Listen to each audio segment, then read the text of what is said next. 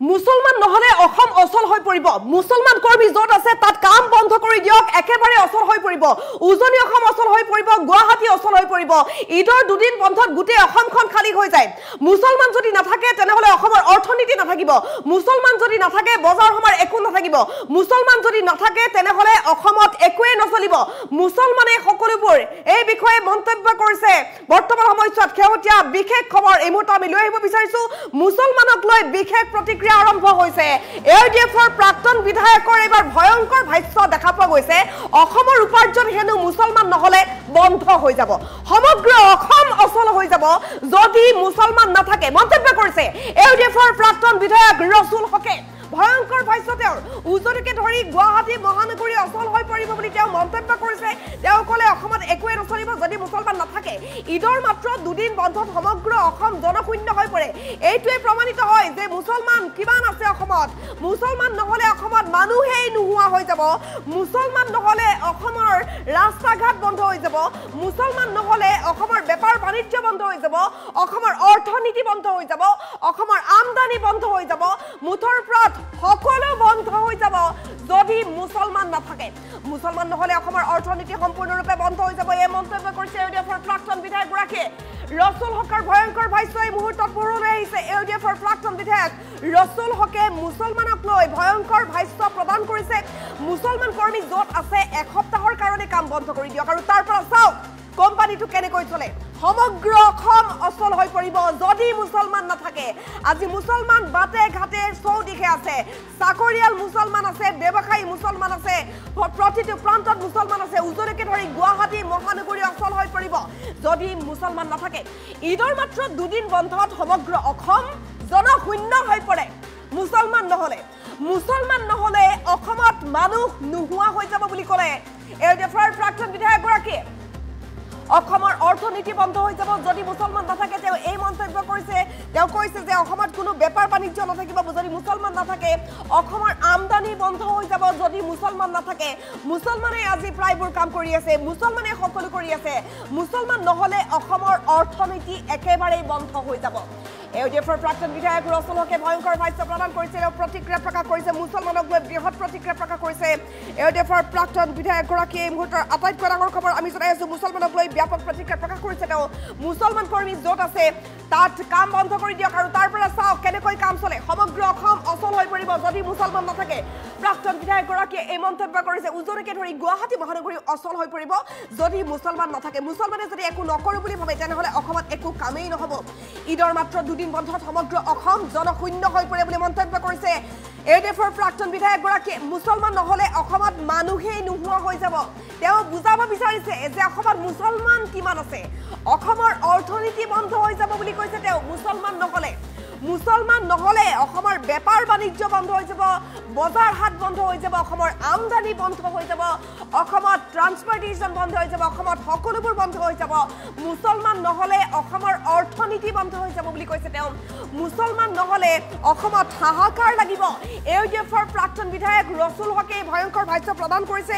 এডিএফৰ প্ৰাক্তন বিধায়ক গৰাকীৰ এই মন্তব্য কেন্দ্ৰ কৰি বৰ্তমান সময়ছোৱাত ব্যাপক প্ৰতিক্ৰিয়া আৰম্ভ হৈছে সেউজীয়া বিগ আপডেট আমি জনাই আছো টাইম এটৰ দৰ্শকক বিগ ব্ৰেকিং নিউজ মুছলমানক লৈ ডাঙৰ প্ৰতিক্ৰিয়া প্ৰকাশ কৰিছে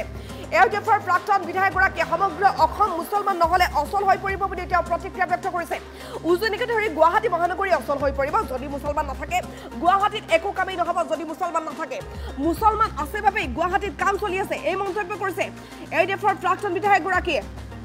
এডিএফৰ প্ৰাক্তন বিধায়ক ৰসুল হকৰ এয়া ভয়ংকৰ ভাষ্য ডাঙৰ ভাষ্য প্ৰদান কৰিছে বিস্ফোৰক ভাষ্য প্ৰদান কৰিছে এডিএফৰ প্ৰাক্তন বিধায়ক ৰসুল হকে অসমৰ অৰ্থনীতি বন্ধ হৈ যাব বুলি তেওঁ মন্তব্য কৰিছে অসমৰ আমদানি বন্ধ হৈ যাব বুলি তেওঁ মন্তব্য কৰিছে উজনিকে ধৰি গুৱাহাটী মহানগৰ বন্ধ হৈ যাব মহানগৰীত অলিয়ে গলিয়ে প্ৰতিটো প্ৰান্তত বজাৰ হাট অফিস কাছাৰী সকলোতে মুছলমানে কাম কৰি আছে আৰু এই মুছলমান লোকসকলে যদি কাম নকৰে তেনেহলে সকলো বন্ধ হ'ব বুলি মন্তব্য কৰিছে তেওঁ মুছলমানক লৈ ডাঙৰ প্ৰতিক্ৰিয়া প্ৰকাশ কৰিছে এডিএফৰ প্ৰাক্তন বিধায়ক গৰাকীয়ে অসমৰ অৰ্থনীতিক লৈ তেওঁ উল্লেখ কৰিছে যে অসমৰ অৰ্থনীতি মুছলমানৰ বাবে চলি আছে আৰু মুছলমান যদি নাথাকে তেনেহলে অসমৰ অৰ্থনীতি বন্ধ হৈ যাব মুছলমান যদি নাথাকে তেনেহলে আজি পাচলি বেপাৰী নাথাকিব আজি যদি ৰিক্সা এখন লবলৈ যায় আজি যদি অটো এখন লবলৈ যায় আপুনি যদি বাছত উঠে তাতো আপুনি মুছলমান দেখিব আপুনি যদি দোকান এখনলৈ যায় তাতো আপুনি মুছলমান দেখিব আপুনি যদি মাছৰ বজাৰলৈ যায় মাংসৰ বজাৰলৈ যায় শাক পাচলিৰ বজাৰলৈ যায় আপুনি কসমেটিকৰ দোকানলৈ যায় আপুনি যদি কাপোৰৰ দোকানলৈ যায় সকলোতে মুছলমান দেখিব আপুনি ৰাস্তাই ঘাটে অফিস কাছাৰীয়ে বজাৰে সমাৰে ব্যৱসায়িক প্ৰতিষ্ঠানে ইত্যাদি সকলোতেই মুছলমানেই দেখিব অৰ্থাৎ মুছলমান সকলে গোটেই কামবোৰ কৰি আছে আৰু সেই মুছলমান নাথাকিলে অসম অচল হৈ পৰিব মন্তব্য কৰিছে এডিএফৰ প্ৰাক্তন বিধায়কে অসমৰ আমদানি বন্ধ হৈ যাব বুলি কৈছে তেওঁ কৈছে অসমৰ অৰ্থনীতি বন্ধ হৈ যাব মুছলমান যদি নাথাকে অসমৰ অৰ্থনীতি বন্ধ হৈ যাব অসম অচল হৈ পৰিব মুছলমান কৰ্মী য'ত আছে এসপ্তাহৰ কাৰণে কাম বন্ধ কৰি দিয়ক আৰু চাওক কাম কেনেকৈ চলে সমগ্ৰ অসম অচল হৈ পৰিব মুছলমান নাথাকিলে উজনিকে ধৰি গুৱাহাটী মহানগৰী অচল হৈ পৰিব যদি মুছলমান নাথাকে মন্তব্য কৰিছে এডিএফৰ প্ৰাক্তন বিধায়কগৰাকীয়ে ঈদৰ মাত্ৰ দুদিন বন্ধত সমগ্ৰ অসম জনশূন্য হৈ পৰে বুলি তেওঁ মন্তব্য কৰিছে মুছলমান নহলে অসমত মানুহ নোহোৱা হৈ যাব বুলি তেওঁ মন্তব্য কৰিছে মুছলমানক লৈ ডাঙৰ মন্তব্য কৰিছে এডিএফৰ প্ৰাক্তন বিধায়কগৰাকীয়ে অসমৰ অৰ্থনীতি বন্ধ হৈ যাব বুলি কৈ দিলে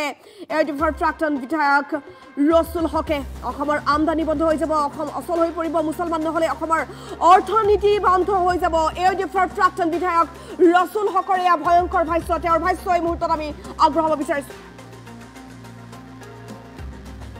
যদি আমাৰ মুছলমান লেবাৰ কৰ্মী যিবিলাক উজনিত আছে গুৱাহাটীত আছে য'ত আছে এক সপ্তাহৰ কাৰণে আপোনালোকে কাম বন্ধ কৰি দিয়ক অসম অচল হৈ যাব ঈদৰ মাত্ৰ দুইবাৰ বন্ধ থাকে তেতিয়া অসম অচল হৈ যায় এক সপ্তাহ বন্ধ কৰি ৰাখক আমাৰ মুছলমান ভাইসকলক কৈছোঁ এক সপ্তাহ আপোনালোকে কৰ্ম বন্ধ কৰি ৰাখক অসমত এনেকুৱা এটা চিটুৱেশ্যন আহি যাব যে অসমত মানুহ নাই অসম চলা বন্ধ হৈ যাব অসমৰ ইনকাম বন্ধ হৈ যাব অসমৰ আমদানি বন্ধ হৈ যাব মুছলমান নহ'লে অসম নচলে এই চলিহাৰ মুখখন বন্ধ কৰিব লাগিব যদি আমাৰ মুছলমান লেবাৰ কৰ্মী যিবিলাক উজনিত আছে গুৱাহাটীত আছে য'ত আছে এক সপ্তাহৰ কাৰণে আপোনালোকে কাম বন্ধ কৰি দিয়ক অসম অচল হৈ যাব ঈদৰ মাত্ৰ দুইবাৰ বন্ধ থাকে তেতিয়া অসম অচল হৈ যায় এক সপ্তাহ বন্ধ কৰি ৰাখক আমাৰ মুছলমান ভাইসকলক কৈছোঁ এক সপ্তাহ আপোনালোকে কৰ্ম বন্ধ কৰি ৰাখক অসমত এনেকুৱা এটা চিটুৱেশ্যন আহি যাব যে অসমত মানুহ নাই অসম চলা বন্ধ হৈ যাব অসমৰ ইনকাম বন্ধ হৈ যাব অসমৰ আমদানি বন্ধ হৈ যাব মুছলমান নহ'লে অসম নচলে এই চলিহাৰ মুখখন বন্ধ কৰিব লাগিব যদি আমাৰ মুছলমান লেবাৰ কৰ্মী যিবিলাক উজনিত আছে গুৱাহাটীত আছে য'ত আছে এক সপ্তাহৰ কাৰণে আপোনালোকে কাম বন্ধ কৰি দিয়ক অসম অচল হৈ যাব ঈদৰ মাত্ৰ দুইবাৰ বন্ধ থাকে তেতিয়া অসম অচল হৈ যায় এক সপ্তাহ বন্ধ কৰি ৰাখক আমাৰ মুছলমান ভাইসকলক কৈছোঁ এক সপ্তাহ আপোনালোকে কৰ্ম বন্ধ কৰি ৰাখক অসমত এনেকুৱা এটা চিটুৱেশ্যন আহি যাব যে অসমত মানুহ নাই অসম চলা বন্ধ হৈ যাব অসমৰ ইনকাম বন্ধ হৈ যাব অসমৰ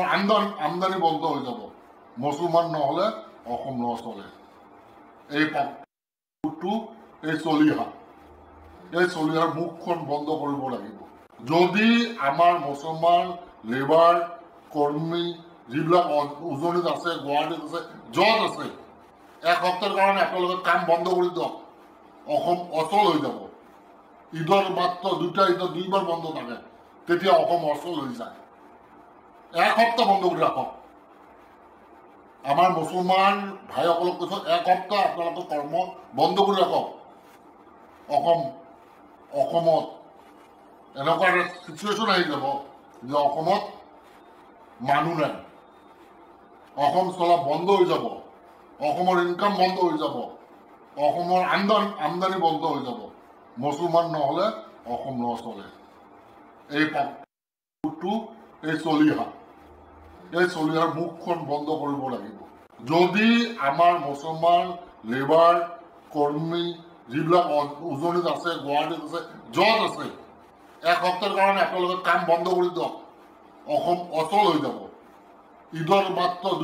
দুইবাৰ বন্ধ থাকে, তেতিয়া অসম অচল হৈ যায়। এক সপ্তাহ বন্ধ কৰি ৰাখক। আমাৰ মুছলমান ভাইসকলক কৈছো, এক সপ্তাহ আপোনালোকে কৰ্ম বন্ধ কৰি ৰাখক। অসমত এনেকুৱা এটা চিটুৱেশ্যন আহি যাব যে অসমত মানুহ নাই, অসম চলা বন্ধ হৈ যাব, অসমৰ ইনকাম বন্ধ হৈ যাব, অসমৰ আমদানি বন্ধ হৈ যাব। মুছলমান নহ'লে অসম নচলে। এই চলিহাৰ মুখখন বন্ধ কৰিব লাগিব। যদি আমাৰ মুছলমান লেবাৰ কৰ্মী যিবিলাক উজনিত আছে, গুৱাহাটীত আছে, য'ত আছে, এক সপ্তাহৰ কাৰণে আপোনালোকে কাম বন্ধ কৰি দিয়ক। অসম অচল হৈ যাব। ঈদৰ মাত্ৰ দুইবাৰ বন্ধ থাকে, তেতিয়া অসম অচল হৈ যায়। এক সপ্তাহ বন্ধ কৰি ৰাখক। আমাৰ মুছলমান ভাইসকলক কৈছো, এক সপ্তাহ আপোনালোকে কৰ্ম বন্ধ কৰি ৰাখক। অসমত এনেকুৱা এটা চিটুৱেশ্যন আহি যাব যে অসমত মানুহ নাই, অসম চলা বন্ধ হৈ যাব, অসমৰ ইনকাম বন্ধ হৈ যাব, অসমৰ আমদানি বন্ধ হৈ যাব। মুছলমান নহ'লে অসম নচলে। এই চলিহাৰ মুখখন বন্ধ কৰিব লাগিব। যদি আমাৰ মুছলমান লেবাৰ কৰ্মী যিবিলাক উজনিত আছে, গুৱাহাটীত আছে, য'ত আছে, এক সপ্তাহৰ কাৰণে আপোনালোকে কাম বন্ধ কৰি দিয়ক। অসম অচল হৈ যাব। ঈদৰ মাত্ৰ দুইবাৰ বন্ধ থাকে, তেতিয়া অসম অচল হৈ যায়। এক সপ্তাহ বন্ধ কৰি ৰাখক। আমাৰ মুছলমান ভাইসকলক কৈছো, এক সপ্তাহ আপোনালোকে কৰ্ম বন্ধ কৰি ৰাখক। অসমত এনেকুৱা এটা চিটুৱেশ্যন আহি যাব যে অসমত মানুহ নাই, অসম চলা বন্ধ হৈ যাব, অসমৰ ইনকাম বন্ধ হৈ যাব, অসমৰ